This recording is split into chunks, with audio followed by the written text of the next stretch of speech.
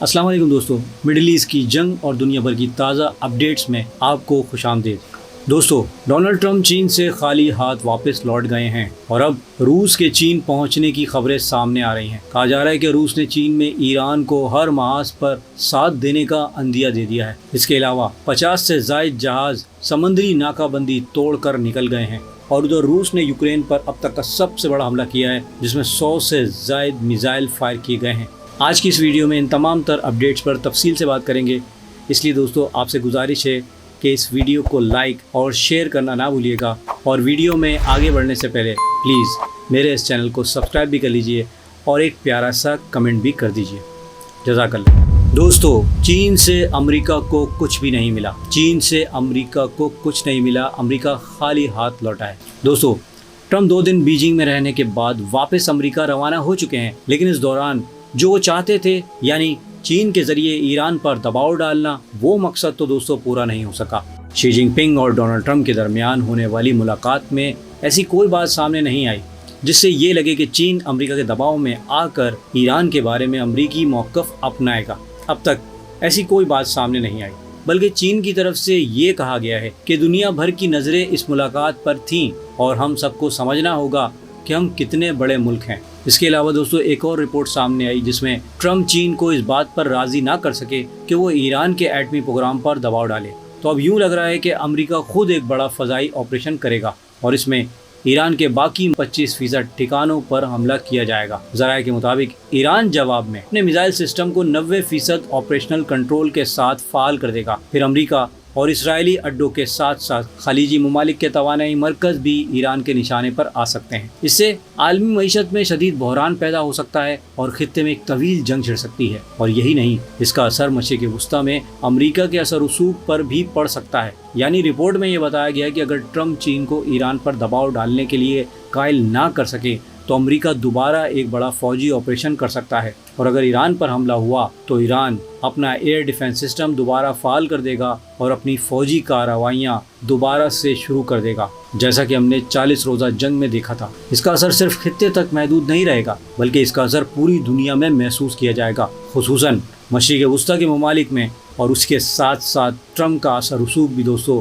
वो कमज़ोर पड़ सकता है। जबकि दोस्तों, मैं आपको बता दूं कि ट्रंप की एक बहुत बड़ी बेइज्जती वाली वीडियो सामने आई है। जी हाँ, आप सही सुन रहे हैं, ट्रंप की एक बेइज्जती वाली वीडियो सामने आई है जिसमें वो अजीब हरकतें कर रहे हैं। दोस्तों, तफसीलात के मुताबिक चीन पर दबाव बनाने में ट्रंप पहले ही नाकाम रहे और अब एक और वीडियो सामने आ गई है जिसने उनकी काफ़ी बेइज्जती करवा दी है। इस वीडियो में शी जिनपिंग और डोनाल्ड ट्रंप एक लाउंज में बैठे नजर आते हैं जहां डिनर चल रहा होता है, जिसे एक तरह की ट्विस्ट तकरीब भी कहा जा सकता है। जैसे ही शी जिनपिंग चंद लम्हों के लिए, चंद सेकंड के लिए अपनी जगह से उठते हैं और सीट खाली करके वो निकलते हैं वहां से, इतने में डोनाल्ड ट्रंप उनकी कुर्सी के करीब होते हैं और वहां पड़ी हुई उनकी जो फाइल होती है या किताब जो होती है उसको खोल लेते हैं और उसकी जो सफ़ात हैं वो उलटने लगते हैं। लेकिन जब कुछ समझ नहीं आता कि इसमें क्या लिखा है तो वो किताब बंद करके वापस रख देते हैं। अब दुनिया भर में उन पर तंज किया जा रहा है कि जो खुद को सुपर पावर का बादशाह कहता है वो एक दूसरे मुल्क के सदर की किताब चुपके से उठाकर देख रहा है।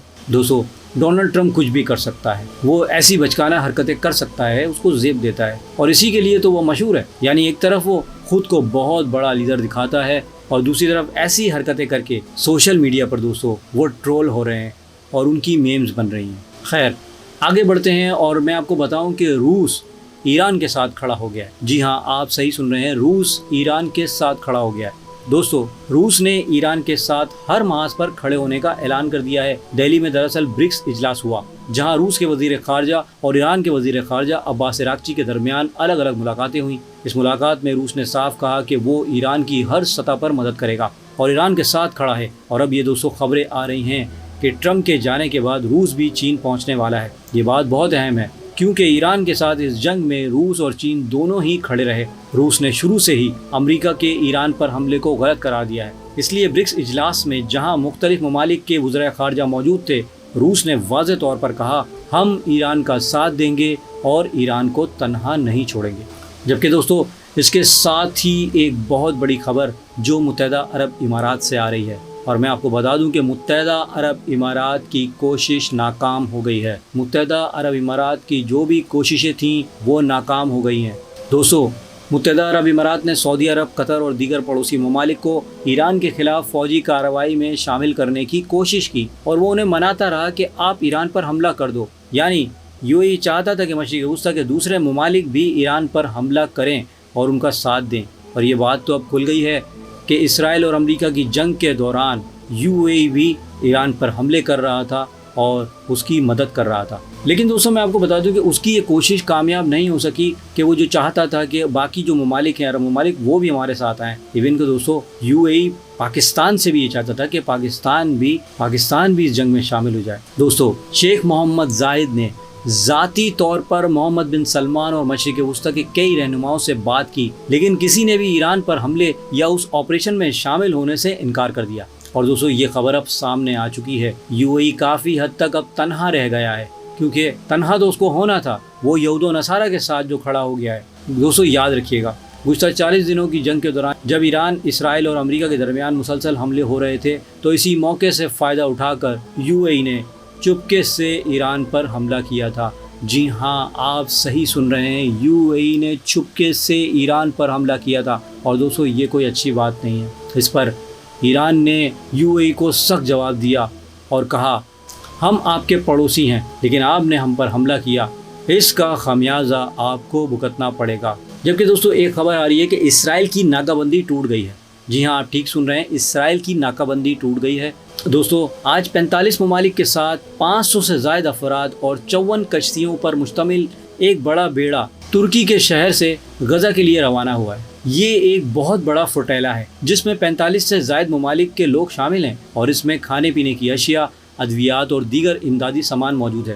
یہ مشن غزہ کے لیے روانہ کیا گیا ہے اور یہ ان کی دوسری کوشش ہے۔ اپریل میں بھی اسی طرح ایک بیڑے کو اسرائیلی فوج نے روک لیا تھا جو ترکی نے بھیجا تھا۔ ترکی غزہ کے لیے مسلسل امداد بھیج رہا ہے اور اس کے ساتھ اٹلی، فرانس، جرمنی جیسے کئی ممالک بھی اس میں شامل ہیں۔ 30 اپریل کو جب ترکی نے اپنا فوٹیلا بھیجا تھا تو اسرائیل نے اس کے کئی جہاز قبضے میں لے لیے تھے اور 2 افراد کو 10 دن تک اس نے حراست میں بھی رکھا تھا۔ اب ایک بار پھر ترکی نے اپنا بڑا بیڑا روانہ کر دیا ہے اور اسرائیل کی وارننگ کے باوجود ترکی نے تقریباً 50 جہاز غزہ کی طرف بھیجے ہیں تاکہ وہاں دوائیں، خوراک، ایندھن اور دوسری مدد پہنچ سکے، اور اس قافلے کے ساتھ 500 افراد جا رہے ہیں۔ جبکہ دوستوں نیٹو نے جو ہے وہ ٹرمپ کے ساتھ تعلقات خراب کر لیے ہیں۔ جی ہاں، آپ ٹھیک سن رہے ہیں، نیٹو نے ٹرمپ کے ساتھ تعلقات خراب کر لیے، اور میں آپ کو بتا دوں کہ یہ تعلقات اب بالکل خراب ہو چکے ہیں۔ یہ تعلقات اتنے خراب ہوئے کہ انہیں تقریباً ختم سمجھا جا رہا ہے۔ ایران جنگ نے نیٹو کو امریکہ سے دور کر دیا ہے، اور اس کی وجہ یہ ہے کہ نیٹو کے کئی ممالک نے اس جنگ میں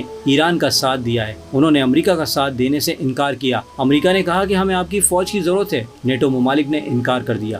امریکہ نے کہا کہ ہمیں آپ کے جہاز چاہیے، نیٹو کے ممالک نے اس پر بھی انکار کر دیا۔ امریکہ نے کہا فوجی آپریشن میں حصہ لیں، تو نیٹو نے یہ بھی رد کر دیا۔ اس کے بعد دوستوں پینٹاگون یورپ میں موجود اپنے امریکی فوجیوں کی تعداد کم کر رہا ہے، اور جہاں جہاں امریکی فوج ہے انہیں واپس بلا رہا ہے اور انہیں مشرق وسطیٰ منتقل کیا جا رہا ہے۔ دوسری بختر بند بریگیڈ کی تقریباً 4700 فوجی پر مشتمل جو پولینڈ اور مشرقی یورپ میں تعیناتی کی منصوبہ بندی تھی، وہ بھی دوستوں منسوخ کر دی گئی ہے۔ جرمنی میں لانگ رینج میزائل کی تعیناتی بھی منسوخ کر دی گئی ہے۔ مجموعی طور پر جرمنی سے تقریباً 5000 فوجی واپس بلائے جا رہے ہیں۔ کیونکہ ایران جنگ امریکہ اور نیٹو کے تعلقات کو بری طریقے سے متاثر کیا۔ نیٹو ممالک اب امریکہ کے ساتھ کھڑے ہونے کے لیے تیار نہیں، اور اسی وجہ سے یورپ کے کئی علاقوں میں جہاں امریکہ کے فوجی تھے اور جہاں وہ ہتھیار یا میزائل بھیجنے والا تھا، وہ سب منصوبے منسوخ کیے جا رہے ہیں۔ جبکہ دوستوں میں آپ کو بتا دوں کہ روس کا یوکرین پر سب سے بڑا حملہ ہوا ہے۔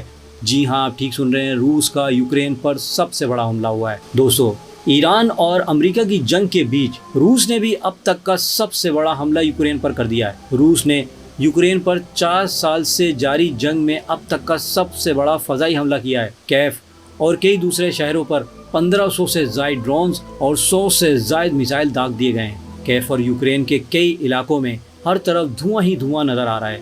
سب سے بڑا نقصان ایک ریفائنری پر ہوا جہاں آگ لگ گئی۔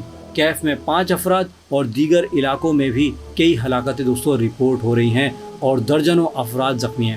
روس نے 20 سے زائد علاقوں کو نشانہ بنایا، ڈرون حملے کیے اور کئی عمارتیں دوستوں تباہ کر دیں۔ تصویر میں صاف کالا دھواں اٹھتا ہوا دکھائی دیتا ہے۔ یہ واقعی ایک خوفناک حملہ تھا، اور میں آپ کو بتا دوں کہ روس نے 100 سے زائد میزائل اور 1500 سے زائد ڈرونز فائر کیے، اور یہ حملہ اس جنگ کے دوران ایک بہت بڑے موڑ کی طرف سامنے آیا ہے۔ اور دوستو، اب تک کی جو ہے وہ سب سے بڑی خبر کہ ایران کے لیے پاکستان کے راستے محفوظ ہیں، اور پاکستان نے ایران کے لیے راستہ کھول دیا ہے۔ دوستو، ایران نے امریکی بحری دباؤ سے بچنے کے لیے پاکستان کے زمینی راستوں کو محفوظ بنا لیا ہے۔ فارس کے خلیج میں یعنی خلیج فارس میں امریکی فوج کی موجودگی کے باعث تجارت میں مسلسل مشکلات پیدا ہو رہی تھی، اس لیے پاکستان کی وزارت تجارت نے ایران کے لیے کچھ بندرگاہیں اور زمینی راستے کھول دیے۔